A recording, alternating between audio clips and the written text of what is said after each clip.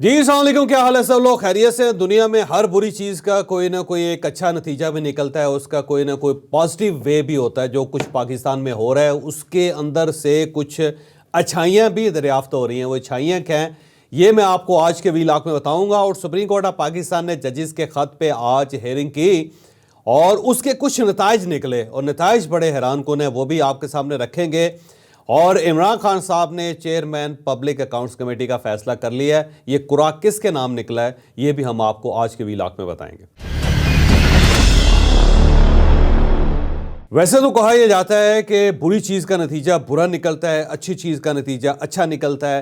میٹھے سے بننے والی چیزیں میٹھی ہوتی ہیں، کڑوی چیزوں سے بننے والی چیزیں کڑوی ہوتی ہیں، کہا یہی جاتا ہے۔ لیکن اگر ہم تھوڑا سا ڈائلوٹ کر کے زیادہ ڈیٹیل میں جا کے دیکھیں تو قدرت کا سسٹم بڑا دلچسپ ہے۔ اس سسٹم میں بعض اوقات بہت زیادہ کڑوی چیزوں میں سے مٹھاس نکل آتی ہے، بہت زیادہ برائی میں سے کچھ نہ کچھ اچھائی نکل آتی ہے، کہیں نہ کہیں خرابی کے اندر سے بھی اچھائی کا ایلیمنٹ برآمد ہو جاتا ہے اور باہر آ جاتا ہے۔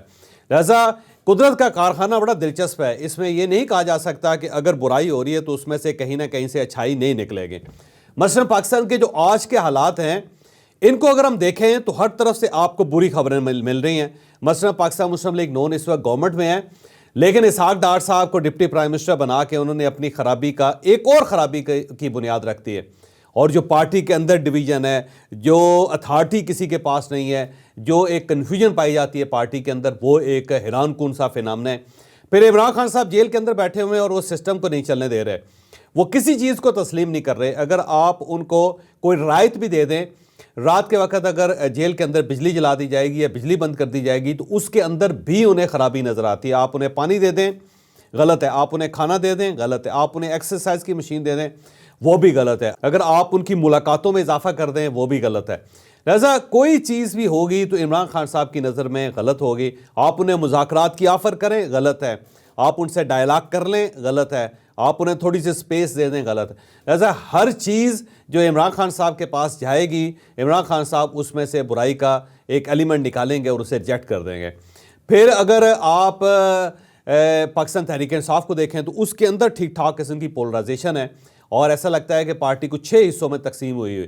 خیبر پختونخوا کے اندر ہیوی مینڈیٹ کے ساتھ پاکستان تحریک انصاف کی گورنمنٹ بنی ہے، لیکن جو وہاں پہ گل کھلا رہی ہے وہ سب کے سامنے ہے۔ پھر عدلیہ کے اندر آپ دیکھیں 6 ججز نے خط لکھ دیا۔ پھر اب بابر ستار صاحب، جسٹس بابر ستار صاحب کا ایشو آ گیا۔ سپریم کورٹ آف پاکستان کے اندر کتنی پولرائزیشن ہے، ایسا لگتا ہے ایک سپریم کورٹ آف پاکستان 3 حصوں میں تقسیم ہے اور وہاں پہ بھی بہت کچھ ہو رہا ہے۔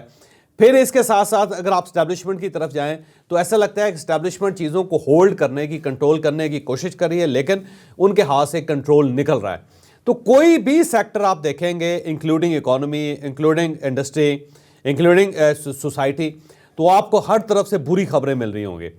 لیکن اگر تھوڑا سا مائنیوٹ ڈیٹیل کے ساتھ جا کے دیکھیں تو ایسا محسوس ہوتا ہے کہ پاکستان دنیا کا واحد ملک ہے اس وقت جس کے اندر جو کچھ ہو رہا ہے وہ حیران کن ہے، اور اس حیران کن قسم کی صورتحال سے کچھ نہ کچھ چیز بلڈ ہوتی ہوئی نظر آ رہی ہے۔ مثلا سپریم کورٹ آف پاکستان کا ایشو دیکھیں، دنیا میں پاکستان کی واحد سپریم کورٹ آف پاکستان ہے جس کا ایشو پوری قوم لائیو، بلکہ پوری دنیا لائیو دیکھتی ہے۔ کوئی ایسی عدالت نہیں ہے، کوئی اعلیٰ عدالت نہیں ہے کہ جس کے اندر جو کچھ ہو رہا ہے یا جو مقدمات چل رہے ہیں وہ ٹیلی ویژن سکرینوں پہ دیکھے جا رہے ہیں یا دکھائے جا رہے ہیں۔ دنیا میں اب تک کوئی ایک بھی ہائی کورٹ ایسی نہیں ہے کہ جس کے 8 میں سے 6 ججز نے یہ خط لکھ دیا ہو کہ ہماری سیکرٹ ایجنسی ہمارے کام میں مداخلت کر رہی ہے اور ان کو روکا جائے۔ کوئی بھی پولیٹیکل پارٹی ایسی نہیں ہے دنیا کے اندر جو اقتدار میں بیٹھی ہو لیکن ساتھ یہ شکوہ بھی کر رہی ہو جی کہ الیکشن ٹھیک نہیں ہوئے اور گڑبڑ ہوئی ہے، اور اسے باقاعدہ اس پہ درخواستیں دے رکھی ہوں اور اس کے باوجود وہ اقتدار میں بھی ہو۔ پھر کوئی ایسی گورنمنٹ اس وقت موجود نہیں ہے کہ جس میں ایک کولیشن پارٹنر ہے جو آپ کو سپورٹ کر رہا ہے، جو آپ کو کہہ رہا ہے کہ جی ہم آپ کی گورنمنٹ بنا رہے ہیں لیکن اس گورنمنٹ کا حصہ نہیں بن رہا۔ تو پاکستان اس معاملے میں بھی بڑا حیران کن ملک ہے۔ پھر اس وقت بھی دنیا کے کسی بھی ملک کے اندر کوئی ایک بھی ایسا سیاستدان موجود نہیں ہے جو جیل کے اندر ہو اور وہاں سے وہ الیکشن ون کر رہا ہو اور اس کے باوجود اس کے اوپر کیسز بن رہے ہیں اور وہاں پہ اسے سزائیں ہو رہی ہیں اور باہر وہ اقتدار میں نہ آ پا رہا ہو۔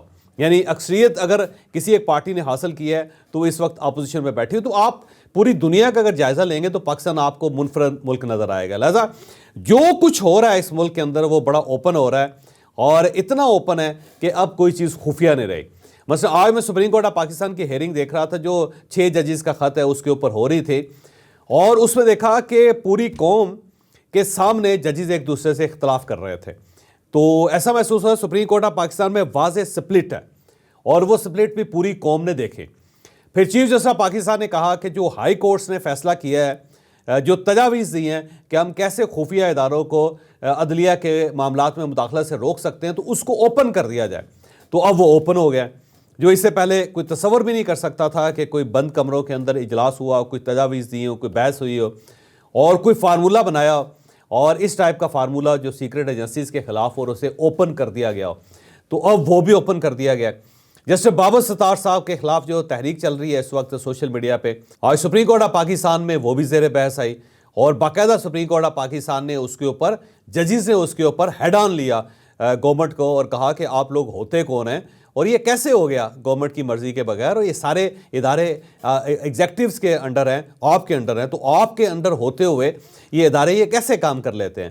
تو وہ بھی ظاہر ہے اوپن ہو گیا. تو مجھے بڑی امید ہے کہ یہ جو قیاس ہے, یہ جو کنفیوژن ہے, یہ جو برائی اس وقت نظر آ رہی ہے, یہ جو پولرائزیشن نظر آ رہی ہے, اس کے اندر سے بڑی بڑی اچھی چیزیں نکلیں گی, اور ایسی اچھی چیزیں نکلیں گی جو آنے والے دنوں میں پاکستان کو بہت مضبوط کریں گی. مثلا اب 7 مئی دیا گیا سپریم کورٹ آف پاکستان کی طرف سے, اور اس 7 مئی کو کہا گیا ہے کہ تمام بارز جو ہیں وہ اپنی تجاویز دیں گی, اور اس کے ساتھ ساتھ اٹارنی جنرل آف پاکستان وفاقی حکومت کی طرف سے اپنی تجاویز دیں گے. پھر ایجنسیوں سے کہا گیا ہے کہ وہ بھی اپنی تجاویز دیں کہ وہ کیسے یہ سارے معاملے کو کنٹرول کر سکتے ہیں. تو اب ایک چیز تو یہ طے ہوگی کہ فل کورٹ نہیں بننا, یہ 6 ججز جو ہیں وہی فیصلہ کریں گے, اور وہی فیصلہ جو ہوگا وہ سب کے لیے قابل قبول ہوگا, اور سب کو اسے قبول کرنا پڑے گا. دوسرا میرا خیال ہے 2 ایک ہیئرنگ اور ہوں گی, اور اس کے بعد یہ نئی لائنز ڈرا کر دی جائیں گے, نئے SOPs بنا دیے جائیں گے. ایجنسیز اور ایگزیکٹو کو پابند کر دیا جائے گا کہ آپ کہاں کہاں انٹرونشن کر سکتے ہیں اور کہاں آپ انٹرونشن نہیں کر سکتے. تو گورنمنٹ یا ایگزیکٹو یا ایجنسیز جو ہیں وہ عدلیہ کے کاموں سے باہر نکل آئیں گی. تو یہ بڑا اچھا فیصلہ آج ہوا. پھر ساتھ ساتھ یہ بھی کہا گیا کہ بلکہ تسلیم کیا گیا کہ پاکستان کی تاریخ میں ہمیشہ ایجنسیوں نے سپریم کورٹ آف پاکستان یا عدلیہ کے اندر انٹرونشن کی, اور باقاعدہ ان کی آرم ٹوسٹنگ ہوئی, اور وہ آج بھی ہو رہی ہے.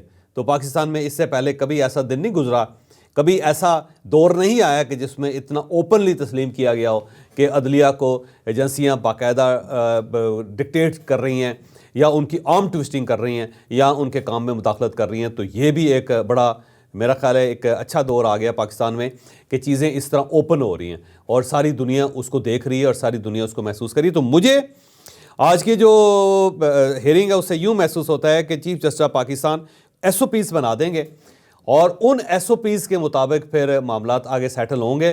لیکن شاید ماضی کی فائلیں نہ کھولی جائیں.